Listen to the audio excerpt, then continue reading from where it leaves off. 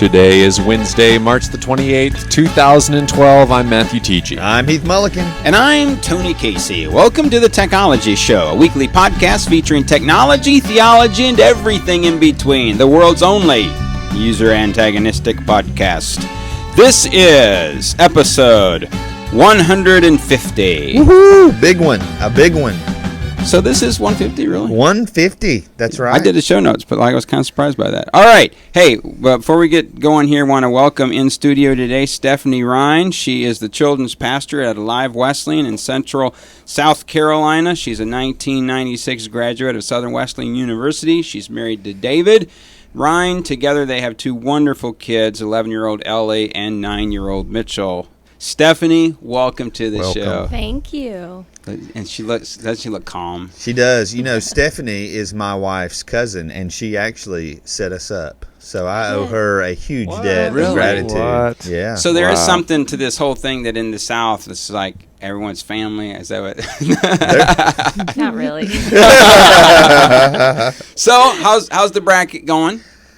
For the first time, last year I got none of the Final Four right. This year I got the entire Final Four right. I'm actually leading the technology. I'm leading two bracket contests. No way. Tony Morgan's bracket contest. So I'm hoping I've got Kansas over Kentucky in the final, and I'm hoping that comes through. I don't know. My brother told me I was crazy to pick against Kentucky. Okay. Who do you have on the other side? Ohio State winning, or do you have? I've got Kansas and Kentucky winning. Oh, I'm sorry. Yeah, I'm sitting here thinking that Kentucky and Kansas are meeting in the semis. But here's the thing. No, this is the asterisk. Is even if Kansas loses to Kentucky, that victory's got to stay on the books for 5 years, because you never know what's going to happen with Calipari. They take all his tournament victories, so in 5 years it might come back. That's cold. So I could picture Louisville tripping up Kentucky, though. I would, as long as Kansas wins. That's really that's mine. That's who you picked. Yeah, that's who I picked. And Well, my boys are out of after so many wrist injuries, my boys are out of it. So, well, I was rooting for the Badgers, and so 1 point loss to Syracuse, man. I will say we made it a round further than the Badgers, 2 rounds further, right? One. Okay. One, okay. Let's get it right. Okay. Well, I told somebody, Ohio could have given North Carolina a run for their money if there had been more wrist injuries, especially to the refs. If the refs have had wrist injuries, Ohio would have had a chance. You're so controversial, Heath. Yes. All right. As we said at the top of the show, Stephanie Rhyne is in studio today to talk about children's ministries. We have come to just appreciate Stephanie and her ministry, not just to her local church, but to the district. Matthew, on many occasions, you've talked about her work with children up at our children's camps at Table Rock, and just the spectacular job that they do during the services. Yes. Yeah. All right, Stephanie, let's just start out here. Why don't you begin by telling us how you first felt a call to ministry, and then how that kind of grew into being involved with children's ministries? I actually first felt a call to ministry when I was on a ministry team at Southern Wesleyan one summer when I was traveling with From the Heart. And in Indiana, I actually felt this call to ministry and felt like it was something to do with children, but I really wasn't sure what that was. I was in education, so I thought, I'd be in the public school or in a Christian school or something of that nature. And so I taught for 4 years and then ended up staying home with my 2 children as a full-time mom for 6 years. And when my son went to kindergarten, I went back to the workforce. I went back to teaching and taught first grade at Liberty Elementary School, but really felt this discontent in my spirit about it, and really felt like that was not where I was supposed to be. So I just began praying that year that I was there, God, please show me why I'm here, because I don't want to be here. And then he just began to work on me about saying that I have something much greater for you, something deeper for you. And I believed at that time that it was ministry. And was reading through the 1 Year Bible, and got to the point of Exodus 3 when Moses was a little fearful about what God was calling him to, and God's response to him was, I will be with you. Yeah. And at that moment, tears just poured. And I knew that, God was reaffirming my call into full-time ministry. And then it just kind of all fell into place with FWC Alive, and children's ministry became an available opening, and Pastor Tom talked to me about that. And, I felt like, what do I have to offer? Because I've never had classes in ministry. I'm not an ordained minister. I did not go through the ministry track at SWU. And then that verse just kept being reaffirmed to me that, I will be with you. I have great plans for you. And so I'm finishing up my 4th year at FWC Alive in children's ministry, and have no doubt in my mind that I'm called, and I'm doing exactly what God's wanting me to do right now. Yeah, this is interesting. This is the second time in 4 weeks now. We had Heather Semple on, I think 3 or 4 weeks ago, and she started out as an education major, and she was teaching full time, and she was talking about this. The career was going okay, but kind of this discontentment about, God was calling her to more. Yeah, fascinating. Now, Stephanie, Alive has gone through so many changes and transitions, and one of them was when you kind of came in as a children's pastor. Talk about how the children's ministry fits into the overall ministry and vision of the church there. Yeah, this is like something I love talking about because it's easy, and it's something that, I'm so passionate about when it comes to the mission of our church. And at FWC Alive, actually it's Alive Wesleyan now, It's official. We focus on the number of 96,000 people. And what that means is in our county, in Pickens County, there's 120,000 people that currently live in our county. That doesn't include the big universities or anything like that, but 80% of those people are currently unchurched. And so that equals 96,000 people. And, that's 96,000 men, women, and children who don't have a relationship with Jesus Christ, or they don't go to church on a weekly basis. And so it's been our goal. Our mission statement is to reach spiritually hungry people and introduce them to a personal relationship with Jesus Christ and an active role in Christian community. And what that looks like to bring that whole mission statement into fruition is the 96,000 people. And so everything we do with those people in mind. And that filters down all the way through children's ministry as well. You could come and ask probably 90% of our children could tell you our mission statement. Awesome. And really what 96,000 people, what that means. And so, I try to make it very clear to the kids how it all filters down to them, is that it's not just my job as the children's pastor to reach people that come to our church or to go in the community. Those kids have a much greater chance of reaching their friends at their school and in their neighborhoods than I ever would. To have them invite them to church or invite them to a cool event or just to be their friend and begin to show who Jesus is to them, that's what we want them to understand. And it's really cool how our kids really embrace that. One of the other things that we do is we're driven by the 5 purposes: worship, discipleship, fellowship, outreach, and service. And one of the great things about that is that when it comes to outreach, the kids get so excited about what they can do in their community for Christ.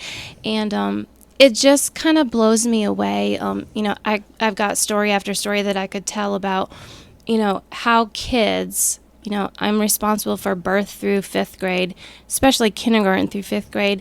The stories they tell about how they are impacting their school and, talking to their friends, when they're playing outside, just simple things to us, but it's big for them. Yeah.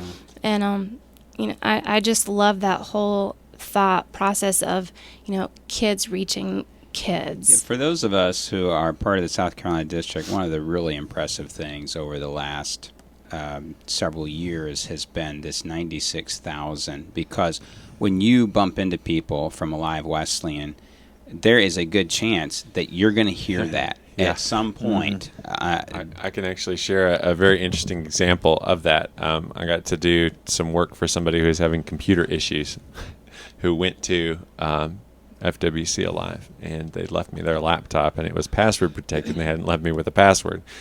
And so I boot the computer up, and it goes to the login screen into the password area, there to enter it. And the password hint was Alive. Now, I'm not going to tell you who the person was, so you can't go into their computer here. But I tried everything I could think of. I was like, FWC Live, blah, blah, blah, blah, everything I could think of. And finally had to call them and said, what in the world is it? 96,000 was their computer password. Wow. And I was like, wow. I mean, it's on their mind so much that's what's being used. Well, so and the focal point, what's so impressive about that is that is the rationale for why the church does what it does. Yeah. And that's just the answer that you hear constantly. And it is a paradigm shift. Mm-hmm. So one of the things that we've had discussions about on this show and privately is sometimes frustration in ministry is that those who are there think it's for them. Mm-hmm. And that becomes the focus. Right. And so resources are spent that way. Yeah. And at FWC Alive, it is with the 96,000 in mind, and that's the focus. And it filters right down to the children's ministries. Yeah, it really does. And I can say, God has opened so many doors for us as a church, but, even in children's ministry we partner with 2 public schools. And, God has provided opportunity for us to go into their school. Last year we did a summer blast party where we had over 500 people come just so we could feed them dinner and do inflatables for them. And then in return, they got to sign up to come to our free summer camp that we did. And that's not the reason why we did it. The reason was because we want those people to know that we are a group of people in Central that love them. Yeah. And, hopefully they begin to see that and they hear that, and, hopefully it'll somehow change who they are. Yeah. So. If I brought into this room, of course it's not big enough, but if I brought all kinds of ministry people in and said, all right, Stephanie, this is your platform. You get to say to them whatever you want to about children's ministries. What would you say? Wow. I have a couple things I would say. One of the things I would say is that children's ministry is critical. It's a critical part of your church. And I think sometimes in the local church, we tend to think as children's ministry being childcare. And I believe children's ministry is so much more than that. We have kids that are at the critical age stages where their brain is beginning to form and function and understand things in life. And they're like little sponges, they soak everything in. And so, I think that we have to think about, when a family comes into our church, what is one of the first questions that they ask? Yeah. One of the first questions they ask is, what do you have for my kids? I just left a conference on Monday, a Catalyst conference, and Andy Stanley talked about, when people walk into your church, they're immediately going to be able to see what you value. And when people walk into our facilities, are they going to see that we value our kids?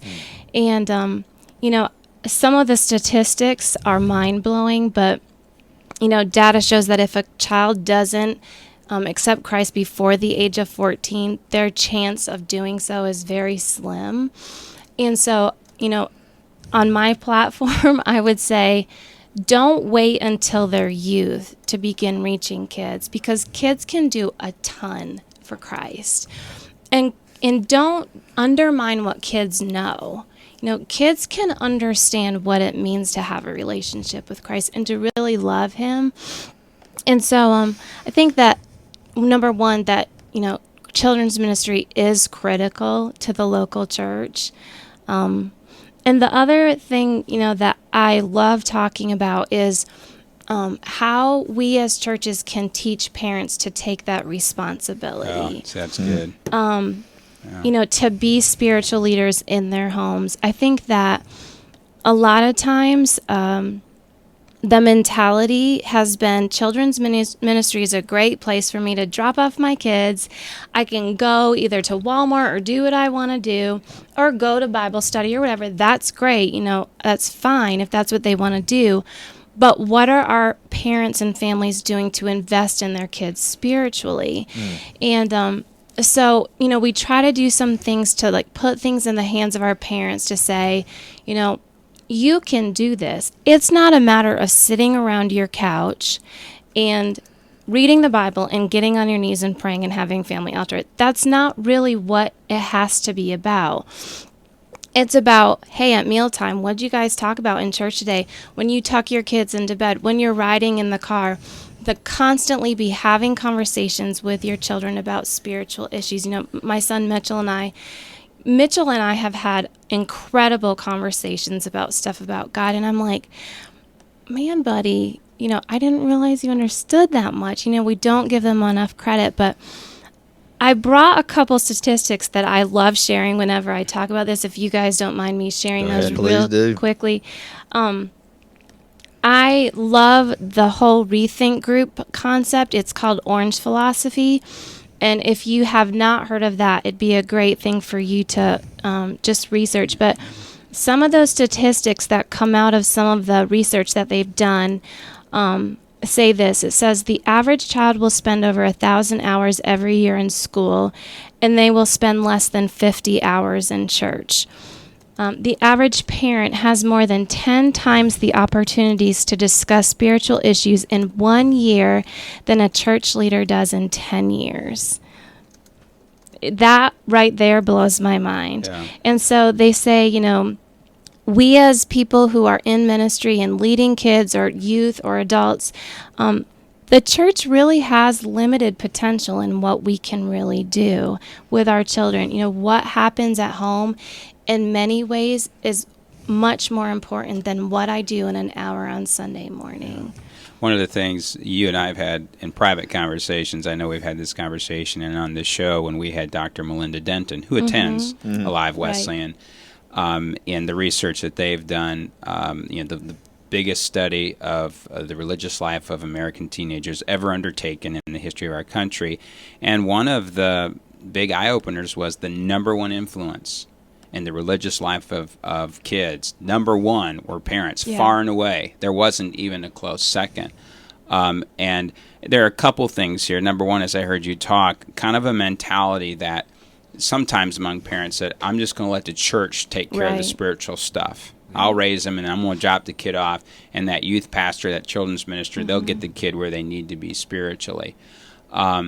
Also, though, one of the things that we have wrestled with, we've had conversations among ourselves, is what is discouraging about that is when you see, in some cases, kids from desperate situations, where they're not coming from homes. And so, and I'm not asking for a definitive answer, but one of the things that we have talked about is how does the church kind of, in essence, adopt kids? I mean, how do we get involved and step into their lives? And I think it's a huge challenge that the church has to constantly be asking I agree itself. with you. I mean, I think there's, things that we can do, especially if we're reaching 96,000 people and those unchurched people are coming, they're not going to really know how to have a spiritual conversation with their kids.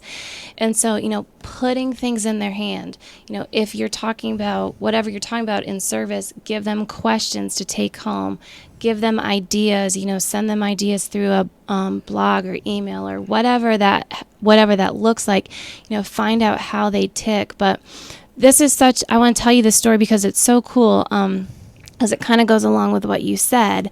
But there was, when I was doing the 1 year at Liberty Elementary where I was just enchanted with being there, and I prayed the prayer, God, please tell me why I'm here.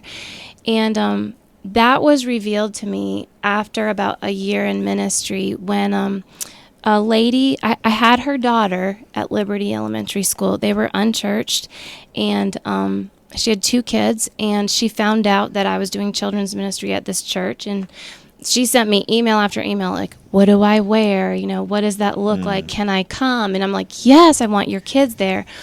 And so she began bringing her children and on Sunday mornings, and then she stayed in children's ministry on Sunday mornings with me. And it finally got to the point after like a month and a half, I was like, you really would learn a lot more if you went to the adult service. Like, Tom's a great speaker. Go and listen to him speak. And she looked at me with tears in her eyes, and she said, Stephanie, she said, I don't know those stories you're teaching my kids. She's like, I have never heard what you're talking about. And she said, I want to be in here so I can go home and know what my kids have learned. And so, like, that's just like a cool thing that God brought out of it. But at the same time saying, like, what can we do for people like that, that can really help them at home with their kids? It's so important to me. It's probably about 1996. I was working with a new convert, and we were coming close to Easter, and the new convert looked at me during our going through these lessons, and he said, "Is there something religious about Easter?" And I'm going to tell you, man, all the bells and whistles were going off in my brain to say that the landscape has changed. Here we are in the Bible Belt, and here's a guy in his early 20s, and he has no concept, no idea of Christianity, what it means, the holidays that we celebrate. Yeah. And I mean, for this lady, it was all fresh and new, but also interestingly delivered at a level that she was able to take it in too. Yeah. That's cool. I'm curious, what have been sources of encouragement, and also sources of learning for you as you've been on this journey? I think the biggest source of encouragement for me, I have to say that I'm a part of an amazing staff, and I have an incredible pastor who invests in who I am. I think they're some of my greatest sources of encouragement. Of course, my husband and kids. When we go to district pastors things, my husband's the pastor's wife. Can he play the piano? Yeah. But That's funny. I can't say enough about how thankful I am that I'm encouraged by the accountability I have with the people I work with. That's a huge thing for me. And I think the other great source of encouragement for me is, the parents that I am in contact with every week, just saying, Stephanie, thank you for what you do for my kids. Or when they come and say, let me tell you this story about what so-and-so did this week, about what they learned in children's ministry. Like, that's huge for me. As far as learning, I go back to my staff and my senior pastor, incredible leadership lessons that I've learned there. The accountability, not just on our job situation, but personally, having accountability and learning from each other is a huge thing for me. And then, attending conferences like Orange Conference is an incredible conference for children's ministry, youth ministry, and they want senior pastors to go as well to understand this concept. Okay, I'm going to stop you there. Hooray, hooray, hooray. Man, if you just hammer that home to people in ministry, you've got to be going to things. Yes. You do. I mean, these conferences, and not everything's going to apply. Right. Not everything's going to stick to the wall, but you're going to get things that help you and help you stay fresh and challenge you. Mm-hmm.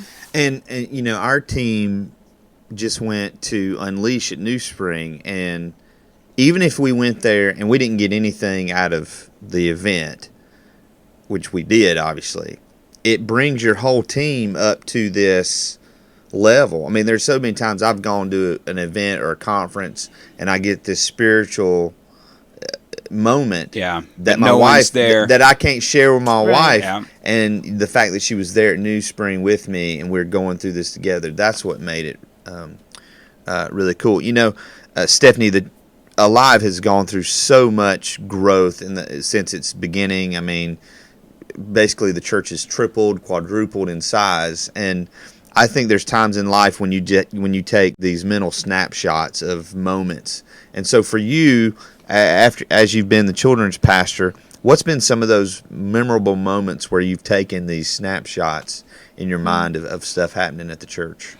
One of the biggest ones, as I am thinking about it, is I love seeing when kids get it, when the light bulb goes off and they understand, and then they do something about it.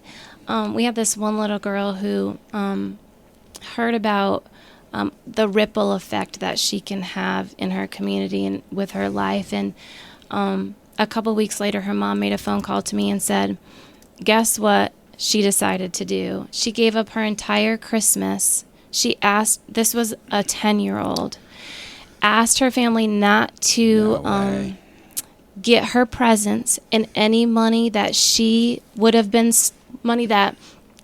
spent on her, she bought an outfit for every child in the Haiti orphanage that Christmas.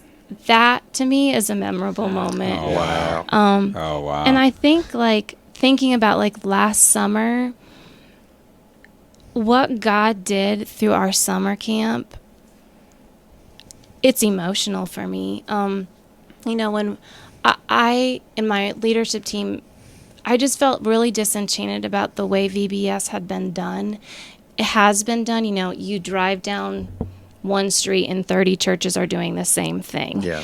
And so we're like, we want to do something different and yet still reach our 96,000 people. And we decided to offer a free summer camp starting at 7:30 in the morning till 5:30 at night. Exhausting.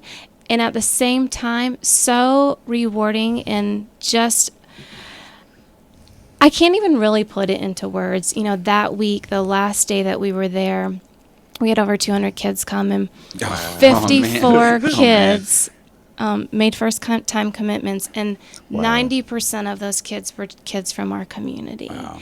And so, that is just a way that God blows my mind. You have an idea, and you're like, okay, is this going to work? And then God shows up, and he just took it over, really. And the cool thing about that is now this year, 3 churches in our vicinity or area said, hey, we want to help you with this. Wow. And so we're very excited about what that's going to look like. I mean, a lot of churches think that 3 hours is too long for VBS, and you guys are doing a 10-hour a day. Man, that's awesome. It was amazing. Yeah. You talked about partnering with other churches. I understand that one of the churches in the district approached you guys and just saying, hey, can you help us get our children's ministry where it needs to be? And you not only said, hey, we'll help you, but somebody who had been very active, one of your assistants, very active in your ministry, you basically let that person go and start working at that church. What is going on? What in the world? You can't be giving people away. That's too biblical. We're in competition. Yeah. I don't want to take more credit than where credit is due, because, they came and visited us and we had some phone calls and they took it and ran with it. But I think that our philosophy at WC Live, or Alive Wesleyan Church, is, we want to be a teaching church. There's no sense in all of us trying to scramble and do our own thing and come up with all these plans and programs. Why reinvent the wheel? Yeah. Why can't we collaborate together and figure out a way to reach people for the kingdom together? I mean, everybody's ultimate goal is the same, right? We want people to know who Jesus is. So, let's stop making it a competition, or stop saying, how many people do you have, or whatever. We just wanted to help them. Any information I have, I love to share, and I want other people's ideas too. I don't know everything, that's for sure. Well, I think one of the things that impressed me most about that, I don't know, did I tell you about that? Is that how you knew about that? Mm-hmm. Okay, because I know who this person is, and I know actually all sides, well, not all sides, but I know a lot of the sides of the situation.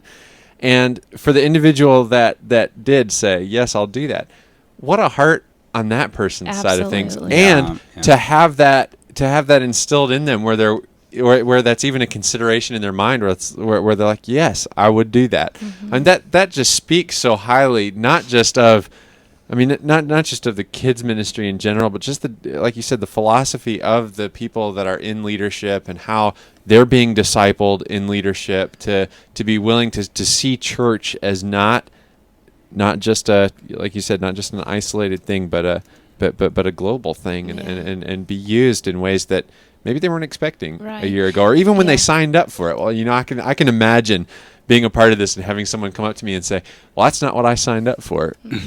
You know what I mean? I do. I mean, I've heard that. People have come to me and said that. Well, that's not what I signed up for. I can't do that. But is it what you need to do? Is it what the Lord's asking of you? It's huge. Right. Kind of a back door, something that's cool about this is in this church is in the same county. Yeah. And so there's a sense in which you're fulfilling your mission. Yeah, and that's what I was going to say. This person that did go to that church, she was so behind the passion and vision of 96,000. I mean, it was kind of a no-brainer for her. She just transferred it to another church. Yeah. It is. Got anybody you'd like to transfer to Golden Grove? It's encouraging. Do we put applications in? One question that's in the chat room, Stephanie. I know you guys have a lot of people that work with your kids at the church and in this camp. What kind of background checks do you do? Number one, legally, but is there a type of spiritual background check you do on people? What's the process you go through with that? In our children's ministry, we are very, very careful about how we filter our volunteers and check them out. You cannot serve in children's ministry unless you do a background check. And once that comes back clear, then they fill out an application that's a couple pages long, and it talks about their relationship with Jesus Christ, their, how they've served with children before, what that looks like. We ask for references from them. So we make sure that the people that are working with our kids, that number one, they're safe, but also that they can invest in the kids spiritually. And, we have people, because we're reaching the 96,000 that really are very new Christians. And the best thing for us to do is let them serve in children's ministry. And hopefully by doing that and serving, they'll grow in their relationship with Christ too. So Awesome. I want to bring the interview in for Landy, and I'm just curious, there are probably those out there who would love to know maybe places you get resources from for children's ministries. Yeah, I just jotted a couple down. I've talked a lot about Rethink Group and the Orange Conference. That's an incredible just site of information. You can buy curriculum from them. There's blogs. There's parent blogs. There's music that you can download, so that's a great resource. Another great resource for leadership for children's ministry and ministry for the church as a whole it's called InsideNorthPoint.com. This is Andy Stanley's church, and they have it broken down by different age groups. And so, I go in there a lot and just look what are they doing with their kids. They talk a lot about how to invest in volunteers, just different leadership strategies that they have. A really great resource if you are a church that doesn't have a big budget for children's ministry. Lifechurch.tv is another great resource. Well, we've talked about them. Yes. Yeah, everything is free on their website, and it's we've used several of their curriculums. Yeah. On Sunday morning, it's video driven, and so you don't have to have a lot of volunteers for that. So that's a really good resource as well. And New Spring just released their own free children's curriculum. I didn't know that. Some of the writers of the curriculum are actually teachers with my cousin. Okay. And one of the questions again, we talked about background checks. Where would somebody go? We've got a question. Where would somebody go to even start that whole process? I may need to think about where let we me do tell that you, through. I chair the DBMD for our district ministerial board of development, and we do background checks. And so a lot of times your church, your insurance company will do this for you. And so what happens is we let the person know that, hey, you're going to be getting an email from our insurance company. They then generate that email out, and the insurance company has someone that they partner with. So if you're in the chat room and you want to do this at your church, right away contact whoever does your insurance for the church, and they will probably have a partnership. Now, it costs those, but in our day and age, the cost, yeah. For us, it's about $20 a person, and that's just the price that we're going to pay. I mean, it's small potatoes in terms in the grand scheme of things. Exactly. Yeah. The company that we use, an outside source company, they're called LexisNexis, and actually they run our checks for $6 a person. Oh, wow. And so that's a great deal. I mean, if you have a lot of people you want to do background Write checks that for. down there. Sounds like with a name like Lexus, you'd say, wow, that's going to be expensive. Well, it's been great. Stephanie's going to hang with us for the rest of the show, but a lot of exciting things. We have just a huge respect for the whole ministry of Alive Wesleyan, and excited about, I'm teaching a class this semester, so I drive by the site where the new church is being built, and man, it's exciting. How long is that project supposed to take? They're kind of giving us a few estimations, but we're hoping to be in the building possibly by Christmas, but, give or take, we really don't know. Yeah. So I had the opportunity to go to the, what's that called? Groundbreaking. Thank you. Not I wanted to say groundbreaking. land breaking, but land's not right, man. Yeah, the groundbreaking, and it was nice and crisp and cool that night. It was in January. Amazing. But yeah, it was great to be with the people there. All righty, well, let's keep moving along here. Yes, let's. Download of the week. All right. So we'll try to get through this one quick. One of the things that we are doing as a show in our quest to offer ever and ever a better experience for our viewers is to push out higher quality video. We're doing HD. We're also streaming, not in HD, but in a much higher quality than we were. And we know some people don't have the bandwidth to handle that. So I have set up an audio-only stream for our show. I don't have a lot of stuff about it out there, publicized yet, but I will soon. And I want to talk this week about an application that would let you listen to that audio stream, but will also play just about any other type of media known to man, and that is the Videoland player. There's a little icon for it. Isn't it lovely? It's pretty. Right there.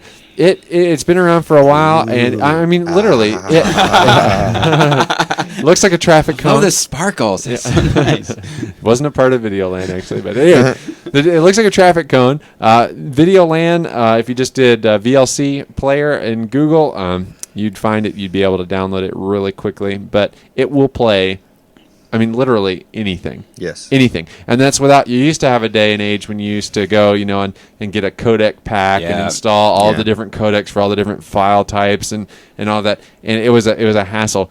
VLC will play anything. So if you're not already using it, please do. Get it, use it. And if you're a Linux nerd, they have a Runs Linux on version. anything. Yeah, they've got a version for more than Apple. just there's a Mac version, a Windows version, a Linux version. There's a version for the Android devices that's still in beta, but they're working on that. They're actually working on. They had an iPad application for a while, but due to some of Apple's restrictions in licensing, they had to pull that. But it's What a shocker. I know, well, it's actually they had to pull it because they are open source, and so their code has to be shared. And one of the things that Apple does is, if you apply that, if you put something in the Apple Store, it falls under a different kind of licensing. They had the application up and running. It wasn't Apple that made them pull it. Right. They actually Just the pulled it. licensing. They actually pulled it themselves because they didn't want to contradict themselves and say, "Hey, we're actually open source, so we probably ought to." We didn't realize that when we put it up. So they actually took the hit themselves and pulled it down. But it is the best media player just for. You can install it on a thumb drive. I've done that before. Install it on a thumb drive, so if I ever needed it, I can go and just play something right off. And for like a church, let's say you got a guest speaker coming in and they bring in a media file, and you're like, Yeah, what is the world? that? VLC, it really does have It you will covered. play. It will play anything. It really will. I keep it on my computer. Now, it's not my default, but when I have something I can't open, then I say open in VLC. and it always plays it. It does, every time. Every time. It's amazing. All righty. Well, let's move on to They Said It. Yes. Read my lips. I'm going to say this again. I've never taken steroids or HGH. I took the initiative in creating the internet. The Macintosh, of all the machines I've ever seen, is the only one that meets that standard. I'm not a crook. If you know what you're doing here, slide out. They acted rashly and inappropriately, and now see the gravity of their words and actions. This is a teachable moment, not only for these students, but for our entire student body and those who work with them. Joe Paul, Vice President for Student Affairs at Southern Mississippi University, addressing the press after 5 members of the pep band had their scholarships revoked for yelling, "Where is your green card?" to Kansas State's Puerto Rican point guard Angel Rodriguez. Source, CNN. But parents are naive to expect their children's television viewing to be good for anything except entertainment. That's what television is for, nothing more, nothing less. It's my job as a parent to develop my child's moral center. Television is not my parenting partner. I firmly believe that if I do my job well, then no TV show can strip away the core of who my children are and who they will become. Carla Barnhill, former editor of Christian Parenting Today and author of The Myth of the Perfect Mother, responding to the question, are secular television shows with moral messages good for Christian children? Source, Christianity Today. For Afghan women, the act of fleeing domestic abuse, forced prostitution, or even being stabbed repeatedly with a screwdriver by an abusive husband may land them in jail while their abusers walk free. Human Rights Watch reporting on the plight of Afghan women who have been convicted of, quote, moral crimes, end quote, for fleeing abusive, degrading, and life-threatening situations. Source, Reuters. All right, Heath, so let's jump up to your story here right away. When I first read this, I think you're the one that sent it to me. Right. So maybe I should defer to you. I mean, why? Before I throw my thoughts out there on this one, I mean, why did it catch your attention? The thing that I loved the most about the story was Rodriguez's response to it. Yeah. Is they asked, well, how did it make you feel when they said that? He's like, it didn't bother me. I'm Puerto Rican. We don't have to have papers. They obviously don't know what they're talking about. So he was like, he was almost like, who are they chanting that at? Yeah. You know? And to me, there's nothing funny about this story. But to know that there are 5 college students who don't know that Puerto Rico is a territory of the United States. Well, in all fairness, they may not have even known he was, Puerto Rican. Who knows? And that, yeah, and you're probably right about that. And I agree with their decision. I believe, I guess it's a week of harsh penalties. You had what happened in the NFL with Sean Payton being suspended for a year. I totally agree with their decision. I think they were made an example of. See, that was my response to this. If you want to send a strong message, you've done it. This is not going to happen again. I think their behavior is totally inappropriate. That being said, I mean, I've gone to University of Wisconsin basketball games at the mother campus. Right. And students, I mean, the student fans are probably the most belligerent ones in the stands. Yes. And they say all kinds of things. I mean, so I guess in my mind, could you have brought these 5 and made them make a public apology? They have lost their scholarships. They have lost their funding. What they did was stupid. They didn't think through it. Does it rise to the level of having their scholarship taken? And I don't know. I mean, I wasn't there. Well, here's the thing: is you have an arena. And you have the pep band section. And this chant was loud enough to be heard. If it's loud enough to be heard, no, totally inappropriate. People hear it coming from the band section. They don't like, oh, look at those 5 students. They're like, I can't believe what the band is doing. Yeah, and so when you accept a scholarship, when you accept something like that, you become a representative. I agree. And that's why, they didn't kick him out of school. They just said, and they didn't. I don't know if it said if they were removed from the band. They just lost their scholarships to be in the band. So I may need to dig a bit deeper on that, but Well, I didn't pick up on that. I just assumed because they lost their scholarships, it was connected to the band. Probably and they're so. out. Probably so. Yeah. All right. This next story, the one that Stephanie read, interesting. You have Yes. 3 authors that are weighing in on this. Now, Carla Barnhill, if you get into this article, one of the things that she talks about is, I don't look for television to give my kids moral lessons. And what she advocates is you sit down and you watch shows with them, and you use these as opportunities and as jumping pads. She said there are certain shows I don't want my kids to watch without me. And so in her world, she said the show Glee. yeah. I don't mind that the kids watch it as long as I'm watching it with them and there's a dialogue going on. Yes. But I love the quote here that we took out of the article, because I think that her message isn't to television. Her message is to parents. Yes. Yes. Believing parents. Yes. If you're looking for television to be the moral compass to your kids, Now, another gentleman gets into just children's programming. So that's all he's talking about. Small kids. He's talking about Blue's Clues. He's talking about Sesame Street and things. And he's talking about good moral lessons that you learn. But here again, from a Christian perspective, yeah. he said, you're not going to find those values there. Right. They're just totally missing. And so...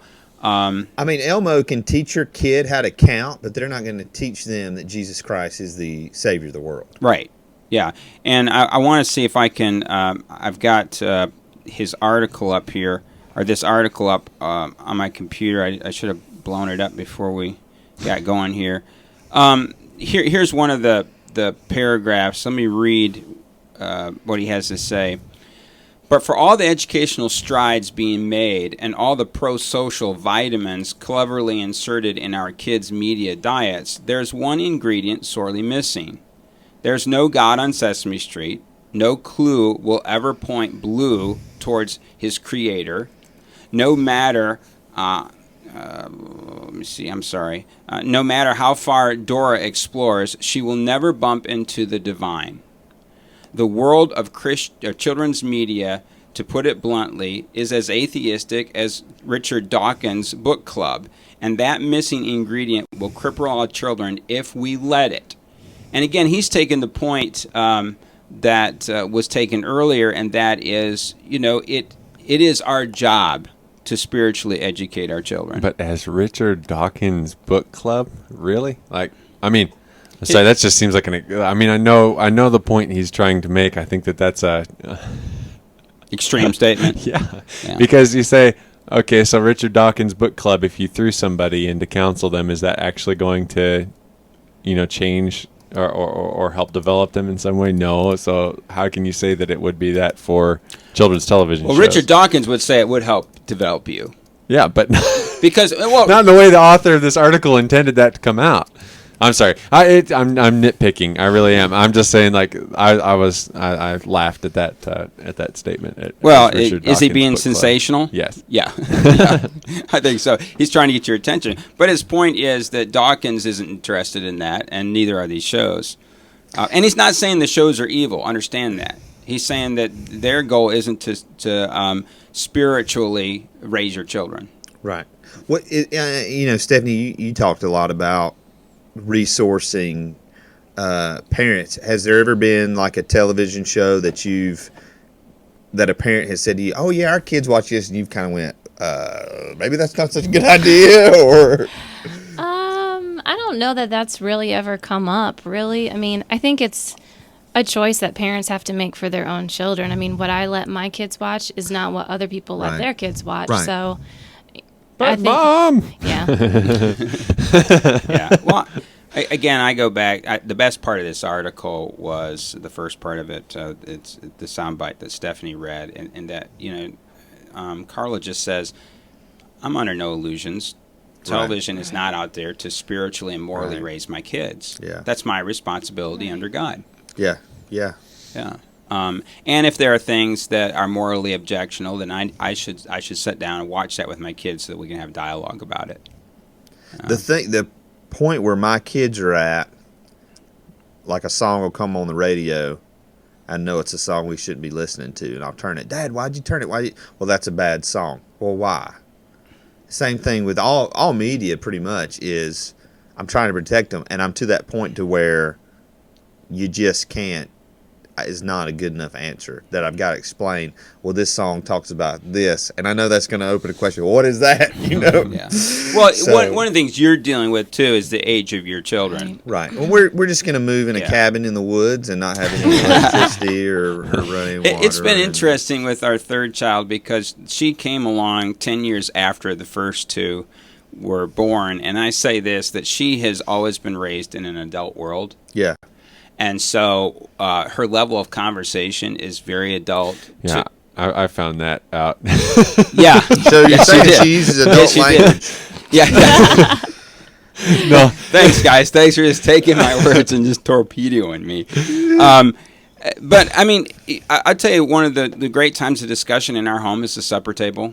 And, I mean, it's a wide open forum. Right. And this is what I recognize. I mean, my daughter goes to Liberty Middle School. She's in the 8th grade.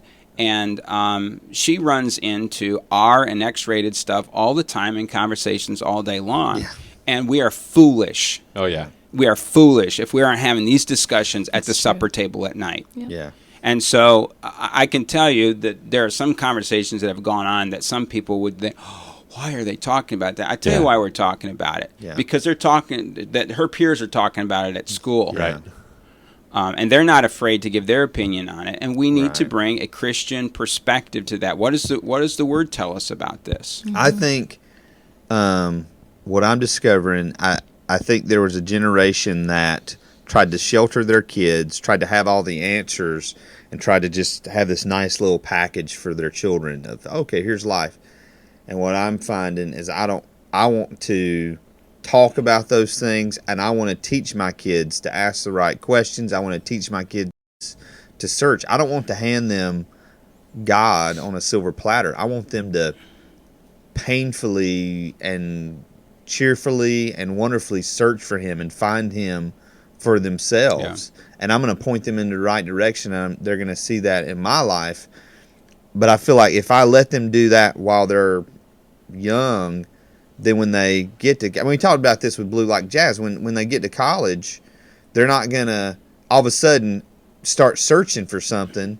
They've already experienced that. And well, part of the philosophy that this show is built on is that we can no longer control the message. We can no longer control content. Yeah. What we have to do is we have to enter into the conversation. Yes. Mm-hmm. Yes. And so anyone that thinks that you can take a group of people and isolate them, you can't. The day that they plugged in the internet and turned the switch on, the game changed. Yep, the day Al Gore did that. Yeah. You are so bad, man. Hey, he said it himself.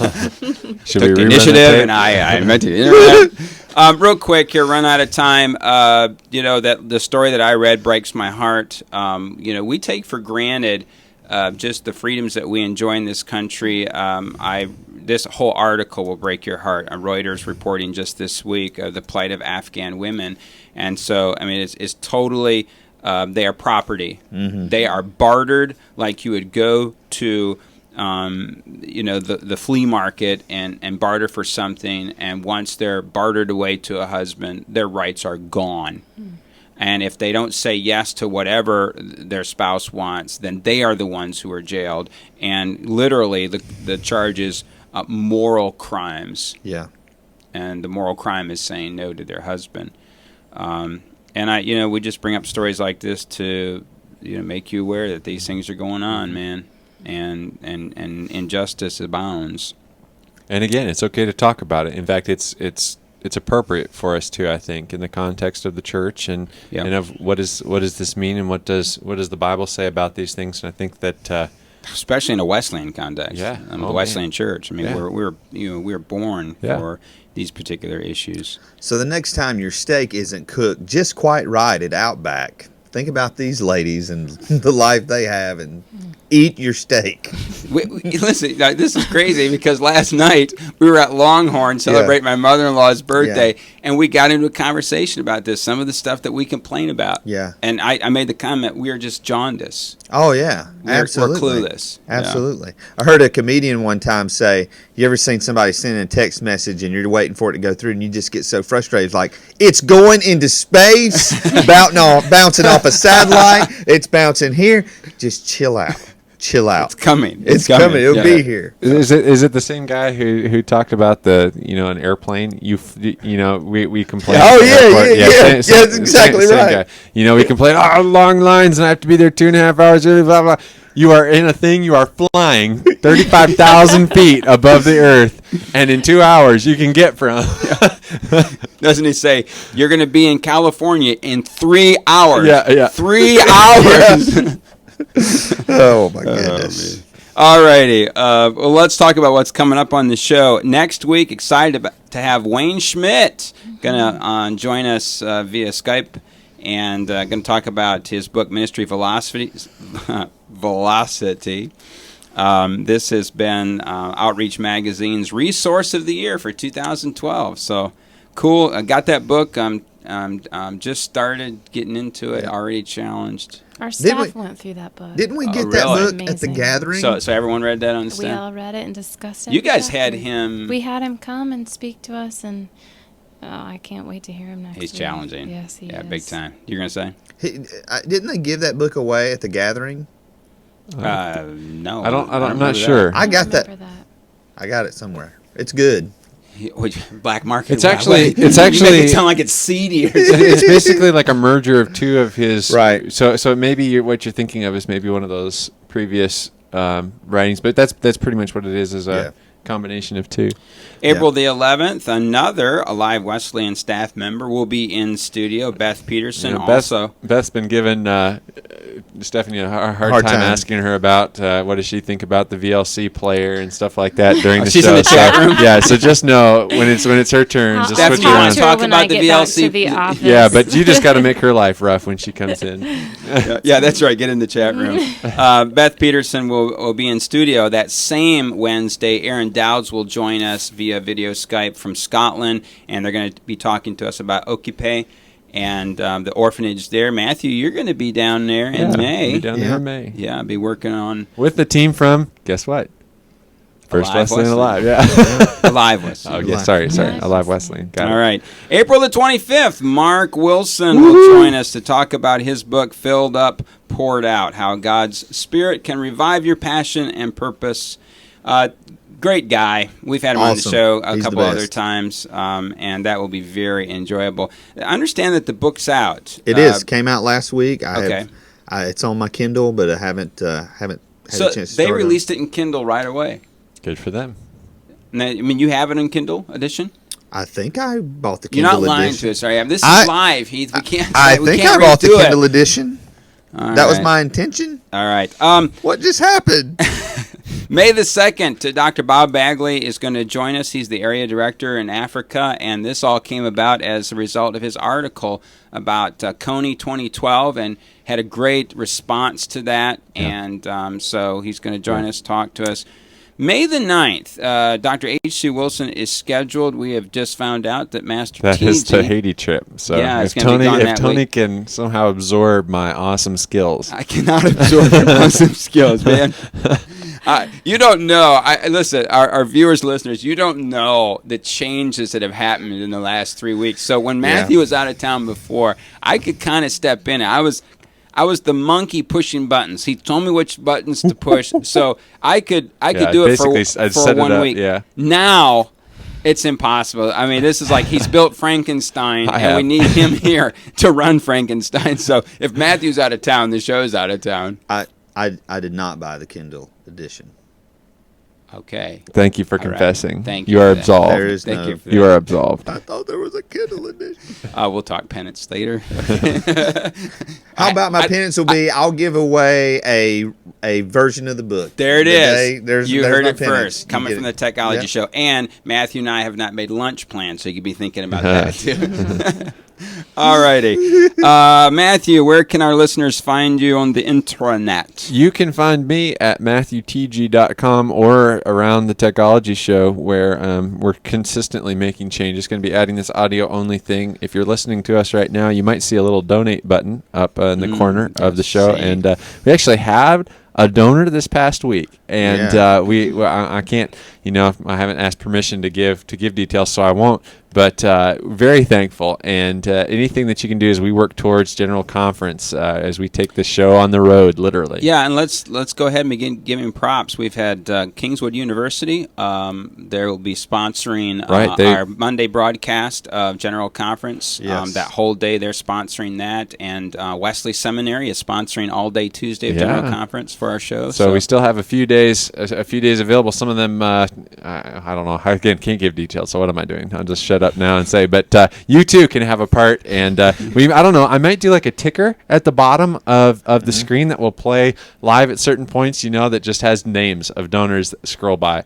So if it's just one person, they're going to get their name out a lot, and right now that's about where it's at. But if you'd like to join good. that, We just started. Yeah, I know. But you're welcome. You're welcome to do that. You're encouraged to do that. You don't feel obligated to, but we sure do. If you value what we're doing, keep things from happening to you if you do it. Don't you? As I said a couple weeks ago, we value your value in the show by the monetary value in which you place it. All right. But MatthewTG.com, sorry. Yeah, Heath, where can our listeners find you?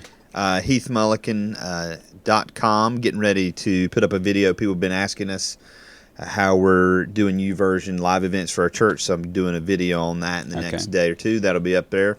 HeathMullican.com. Very good. Stephanie, any place on the internet where our listeners can find you? They can email me at srhyne@fwclive.com. That'd be great. And you're on Facebook as well? Yes, I'm on Facebook. Alrighty. You can find me at facebook.com/AKC64. Listen, if you want to do any further research on the things that we discussed today, you can find all the links to the stories we covered at our website, thetechnologyshow.com. If you want to contact us, send your emails to thetechologyshow@gmail.com or leave us a voicemail by calling us at 3049-TEOLOGY. That's 3049-865649. If you want to make Matthew TG's day, call that number. Leave a message. Yes. We may even play your comments. I don't know why, but my number's not coming up air. today. But 3049 Theology, I'll have to work on that. Yes. Frankenstein's ear fell off. So Okay. Please make a patch for that. I will. Listen, as always, thanks for joining us. Goodbye, everybody. Bye. Adios.